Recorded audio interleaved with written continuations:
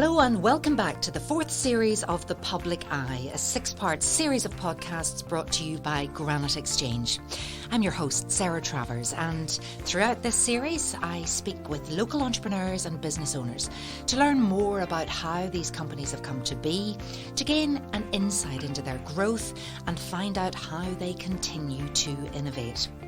So wherever you get your podcasts from, remember to keep an eye out for new episodes and subscribe to stay up to date. So today's guest, I'm joined by Anne Morgan, who is the CEO of Murdoch Builders Merchants. Anne, you are very welcome to the podcast. Thank you very much, Sarah. Great to be here. Well, it's lovely. And before we get into our interview properly, I'm going to give a little bit of background into Murdoch Builders Merchants for those who may not be familiar with it. So Murdoch Builders Merchants was originally established in 1982 with the set-up of Newry Building Supplies Limited on the Rathfriland Road in Newry. After a brief period at this location, Newry Building Supplies transferred to a bigger, more central location, many of you will know, on the Greenbank Industrial Estate in Newry, where it remains today. Murdoch Builders Merchants' growth over the last 35 years has been a combination of organic and by acquisition, and they are currently recognised as a leading supplier of building materials and timber in the Irish marketplace. With 14 Builders Merchants branches plus 2 timber sites in Ireland North and South and a civils division in Belfast and Dublin. But Anne, you are the CEO of Murdoch Builders Merchants, and I'll talk to you more about that position, but let's find out a little bit more about you, the human being, what makes you tick. Tell us a little bit about yourself, where you grew up, etc. Okay. So I'm a local girl, using that girl word very sort of loosely.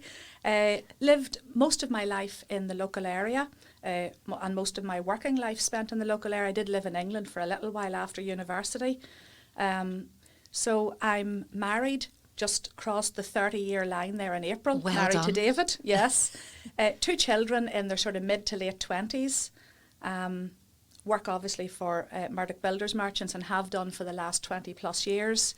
In my spare time, I do a bit of mountain walking and a bit of tennis, both at very moderate levels.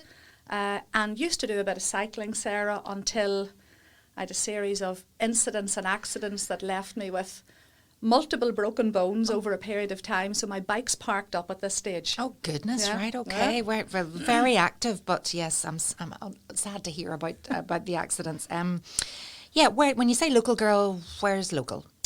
Sort of born and brought up in Warren Point, lived in in and around that area. After university, lived in England for 4 or 5 years, lived and worked in England for 4 or 5 years, but have spent the best part of my life sort of locally, Warren Point, Newry. And you're passionate about living here? I do, I love it, yeah. Yeah, I do. And where did you study in England and live? Well, I studied actually in Coleraine for 4 years, and then when I graduated, I'd always wanted to be a teacher, which is a bit strange that, I ended up in building supplies, but I'd always wanted to be a teacher, trained to be a teacher. That was like 4 years at Coleraine. There weren't really any teaching jobs in the local area, sort of in the mid-80s. So it was off to England to get your first teaching post. So that's how my career started off. Okay, but now, you are a CEO of a fantastic company, a builders merchant. You've been the CEO there for how long now? Probably about sort of 13, 14 years. Yeah, with Murdoch's sort of just over 20 years, and in the CEO role about 13, 14 years. So you joined, but you went into HR, is that right?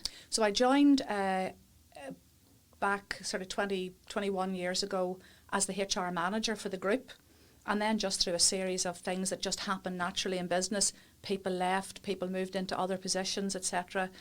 Through a series of moves, I moved into the group HR director role, and then I moved more into sales and operations, and then into my current role. Time and time again, we talk about sort of industries and, attracting more women into industries that aren't traditionally, you know, you don't have many females. The construction industry, the building industry, this is exactly one of those. And there's been an awful lot of work to do to make it an attractive place to work for females. Have we done that to death? Do you get asked this question all the time? You know, when you started, were there many women working there? Well, when I first, I sort of taught for 3 or 4 years, and then my husband and I, wasn't my husband at the time, but David and I did a bit of travelling for a year back in the sort of mid-80s. Then when I came back here, I ended up through sort of various means with John Graham D'Amore Limited, which is obviously a large civil engineering contractor. So that was a male sort of dominated company as well, and then Murdoch's, which obviously is building supplies.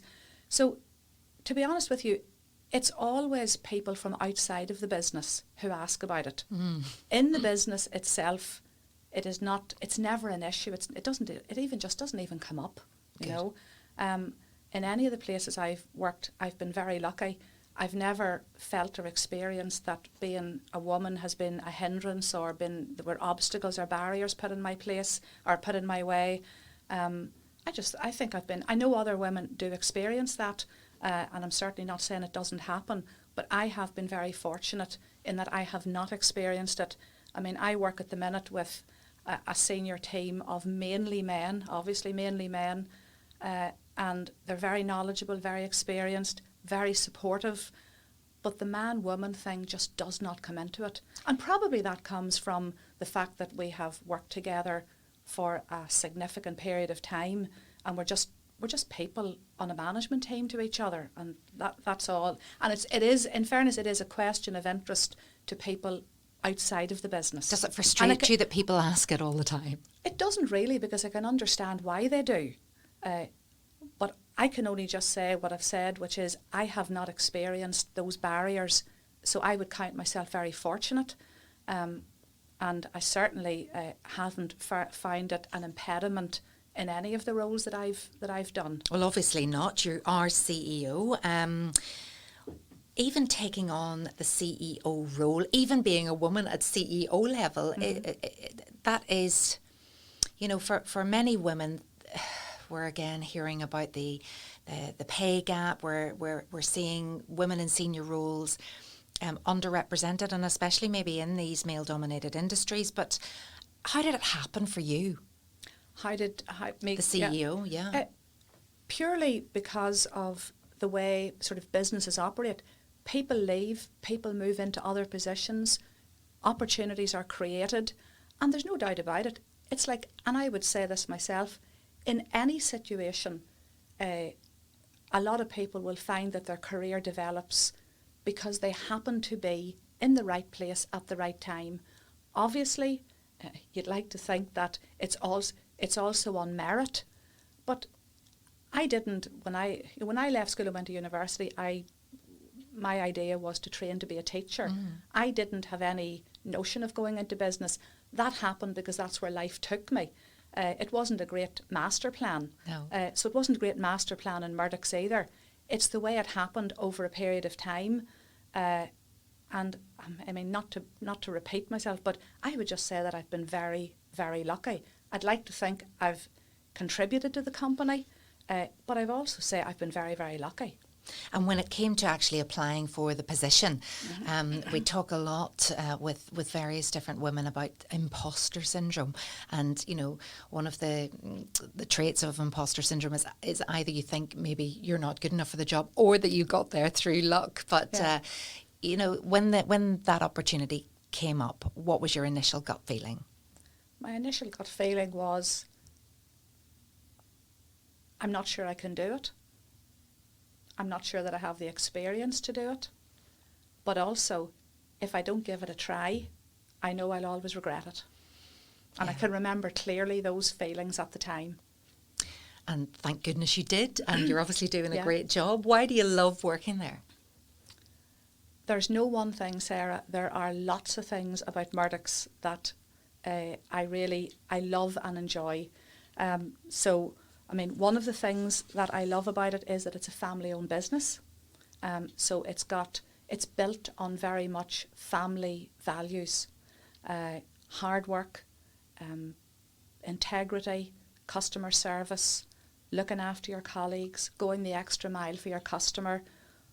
All the things that I would say are very basic, but don't always happen, you know. So there's a lot of that. That would build, that is the whole culture of Murdoch's. Service, well-trained staff, long service staff, so that they build up their knowledge, their experience, their relationships with the customers. You know, the culture, our culture in Murdoch's is all about customer service. And I know that everyone says that. I do know that everyone says that. But we are a very service-orientated business. One of the other things I love about it is we're very progressive. You know, we're owned by two very progressive brothers, Kieran and Kevin Murdoch. And they're very passionate about the business. They're passionate about expanding the business, developing the business, improving it.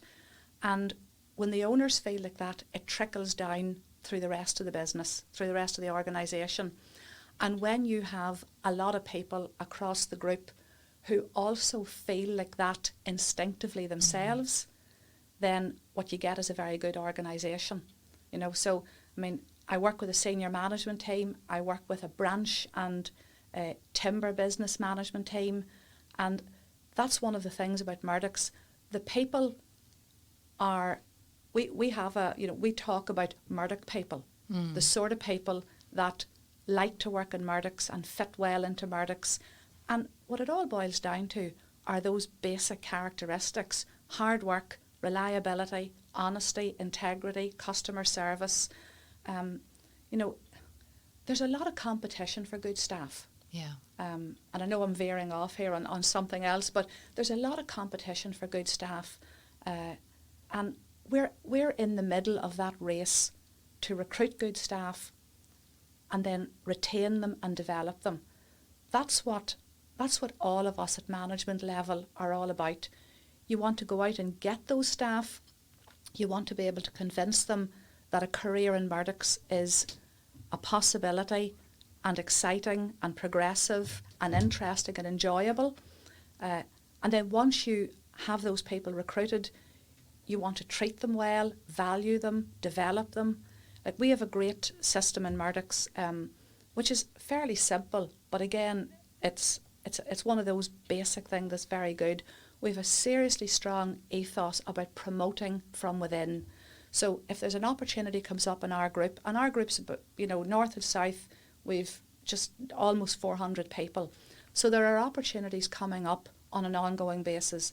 The very first thing that we will do is we will look across our own existing staff and, to the best of our ability, pinpoint a person or people who might be able and want that opportunity.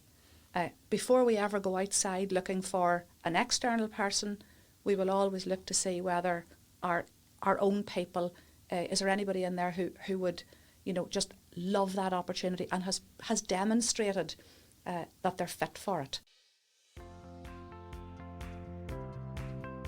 This podcast is sponsored by Granite Legal Services, a niche business and immigration law practice located in the heart of Newry City. Granite Legal Services provides legal advice to both individuals and companies alike across a wide range of industries, from employment, commercial or corporate law matters to immigration law. Granite Legal Services focuses on providing legally sound, practical advice to its clients. To get in touch, visit www.granitelegalservices.co.uk or contact 028 3026 2200. And then you're really investing in your team, and maybe you're seeing talent in a team member they don't even know they Absolutely. have themselves, Yeah. or is it that they come to you and say, I'd like to try this? Yeah, it's the two things. First of all, we try and have an open door policy with managers so that staff feel very comfortable coming in to say, I would like a bit more, you know, a bit more responsibility, or keep me in mind for progression when it comes up, or can I move jobs? Or you might find somebody, this is just an example, somebody who maybe is working in an operative role in one of our builders merchants yards wants to learn how to do a docket at the trade counter. And something as simple as just giving that person maybe an opportunity on a Saturday morning, because we open a half day on a Saturday, to come in when maybe it's a little bit quieter and train them. And then they see whether they like it or not. And if they like it, then there's a possibility, somebody that you think, yeah, well, the next time there's an opening in our shop, we'll go to him or we'll go to her and see whether they want it. So it's as simple as that. It's not that we have any radical programme in place, but just talking to your staff and being driven by wanting the best for your existing staff. If that underpins everything, people underpin everything. And I would say anybody you've had in here doing a podcast always comes back to that, because it's really true. Your people, I know it's a cliche, but they are your greatest asset. Absolutely. You know? And we do hear that time and time again. And I'm just wondering now, it just seems like the perfect fit. HR is really having a moment right now. I mean, people are everything, and we've witnessed that during the pandemic. I think there's a greater appreciation in how different, how diverse people are, how they work in different ways. They can take, some people can take more stress, other people can't. Yeah. And there has to be compassion and understanding for the team. And I think, again, that has really been evidenced by all of the people who've come in here. Yep. They've seen, Yeah. I've had to listen much more, understand much more, and I'm just wondering, given your background in HR, it makes you the perfect fit to be a leader. Yeah. Well, I don't know about the perfect fit, but a good fit. There's no doubt about it. And, you know, anybody that I would work closely with in Murdoch's will hear me saying this time and time and time again, because I genuinely believe it. People are everything to a business. You know, people are everything to a business. Your business will thrive and expand depending on the people that you have working for it, or it will not, depending on the people that you have working for you. You know, and again, just obviously going back to Murdoch's, because that's what we're talking about. We've nearly 400 staff. A lot of those people, a lot of those people have over 30 years service. Wow. You know, a whole lot The loyalty. more. The loyalty, the experience, the knowledge, the fit with the business. A lot of over 20 years. A whole tranche have over 10 years. You know, so when you have that in a business, of course there's churn in some, you know, it's not to say that people work for Murdoch's, they stay forever. I'm not suggesting that. But there's a core of really solid, experienced, passionate people who drive the business on, and the driving of the business on comes from the owners and the board. But it is all about people. You can have all the best ideas in the world, and you can have, you know, I could sit and put a strategy together, but if you don't have the people to deliver it and who get in behind you and work with you and, you know, help you to deliver what you want to deliver, you can't do it without good people. And, you know, having that experience, that wealth of experience there, and it all, you know, trickles down through the organisation. So you're nurturing those coming in behind, and they're learning from the best. But I wonder where you would stand. And I've heard this term reverse mentoring, where you have the younger people coming in with different skills. And you really need the technology, the thinkers, the creativity that we're seeing for the younger people. Yeah. How much do you listen to the voices of the younger people coming in? Yeah. I would like to think, and I do believe, that we listen to the younger staff extensively. So, for example, you know, the most immediate example that comes to my mind is head office, where over the last, let's say, 5-6 years, we have developed a certain part of our business which needs a lot of people who are desk-based. They are, just because of the way it's happened, a lot of them are younger. Everyone's younger than me nowadays. Me too. But we've a lot of really good young people who are bringing a new edge to the business. You know, and it's great to see it. And I'm just even thinking, like, one of the things that we're working on at the minute is a new website. So this is going to be the first time that customers of Murdoch's are going to be able to order online. I mean, a lot of the input from that has been from our younger staff. So you haven't done that? You haven't We've braced that never, side? no. Wow. No. And you realise now this is absolutely where you have to be. Yeah, absolutely. Yeah. Yeah, and there's been a lot of work has gone into that over the last sort of 12 to 18 months. But you also rely on your younger staff, because the things that are involved in online trading largely are foreign to me. Yeah. And to my generation. So you have to listen, and you have to know you have to listen. And you have to let go a little and let Yes, them get on with it. absolutely. Yeah, absolutely. Yeah. So since becoming CEO, what are the biggest challenges you faced and the lessons learned? Yeah. I'm going to sound like I'm being very repetitive, but the challenges are usually people related.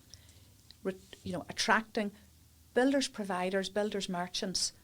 It's not on most, when most people leave school or leave university, it's not on the list of where you want to work.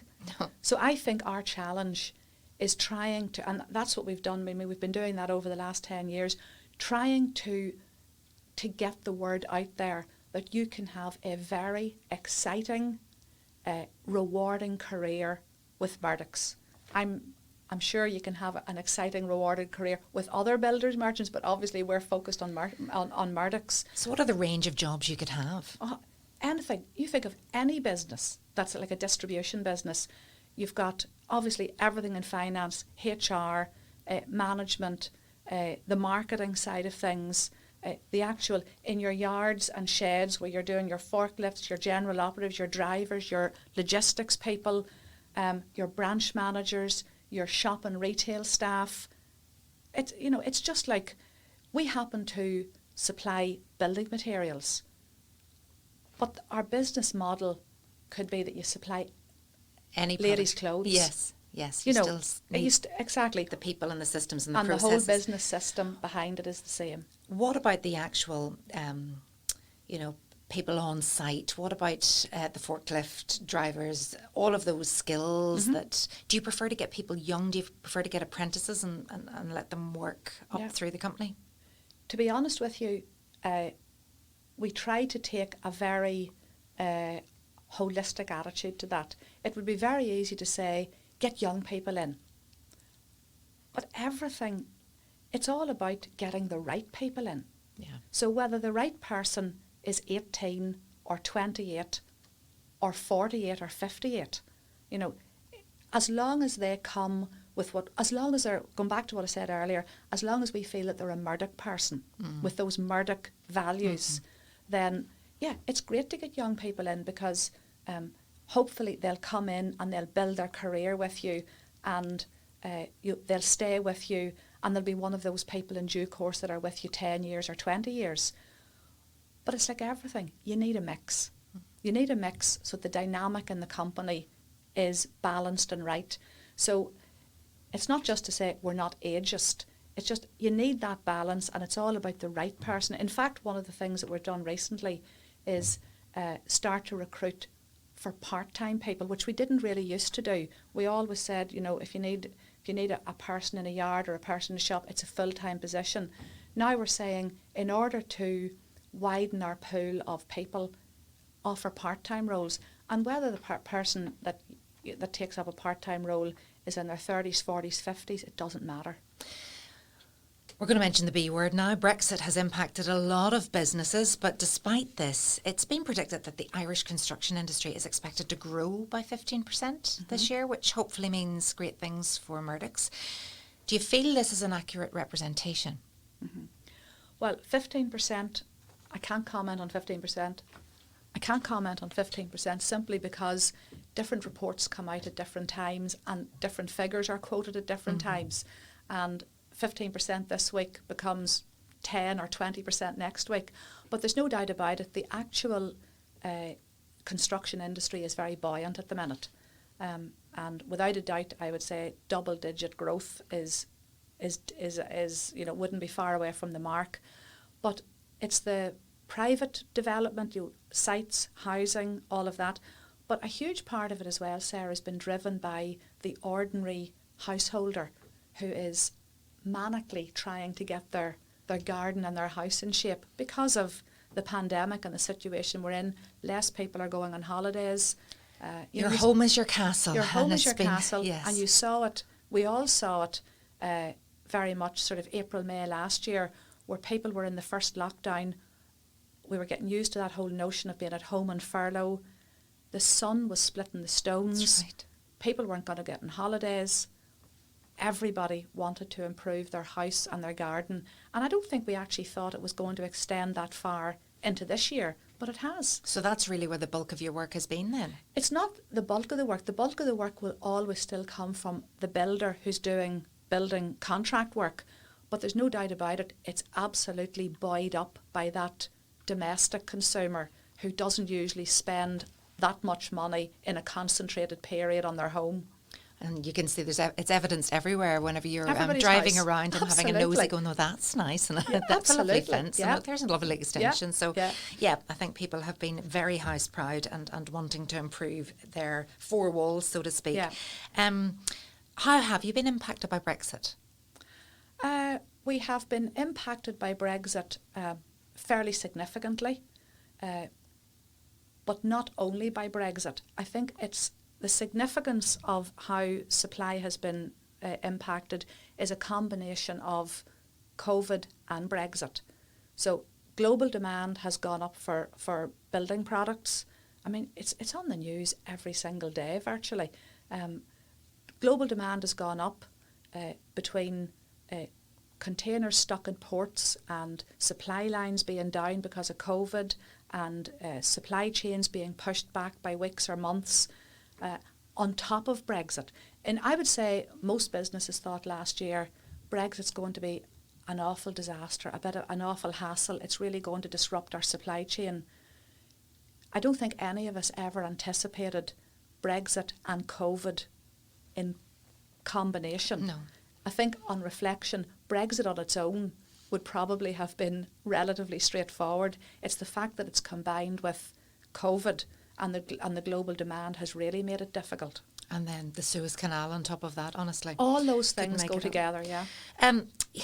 Really, we're coming to the end of the podcast now. And if you think of how far you've come, I know you weren't there at the start, but whenever Kieran and Kevin Murdoch set up the original business in 1982, how does a business come from being a local supply store to being one of the leading suppliers of building materials? Well, it's very much driven by Kieran and Kevin. That's the bottom line. But I suppose it's all about not resting on your laurels. You know, you've one business, you acquire another business, you acquire another business, you open another business on a greenfield site.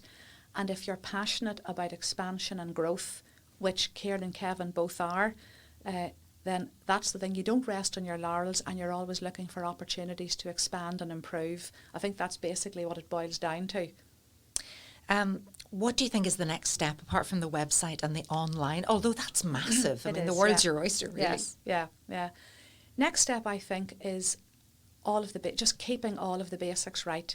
So continuing to invest in our people, continuing to look for opportunities to develop our network of branches, and just always being on the lookout for other things that we can bolt on to our business that are naturally complementary.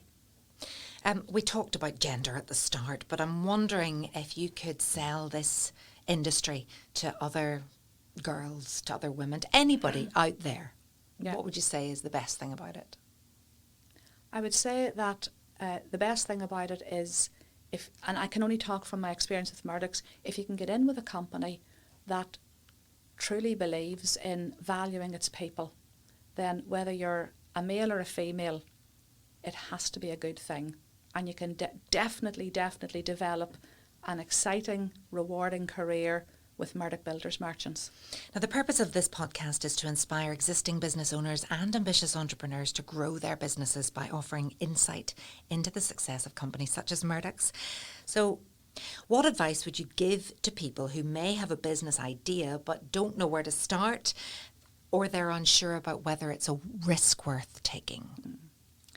I am the last person on earth who would give somebody advice on an entrepreneurial startup. I've never done it myself, so I don't know. The only thing is, I know a lot of people, friends and business sort of acquaintances who have started up businesses, and the one thing that I think is in common with all of the things they say is very basic. Measure twice, cut once. Be as sure as you possibly can be of what you're going to do before you actually do it. Anne Morgan, CEO of Murdoch Builders Merchants. Thank you. Thank you very much, Sarah. This podcast was recorded in Granite Podcast Studio. Interested in starting up your own podcast but don't know how? Granite Podcast Studio can help. Record your podcast in our state-of-the-art studio, which is based in the heart of Newry City. Our studio has cutting-edge and user-friendly technology and can seat up to 4 people.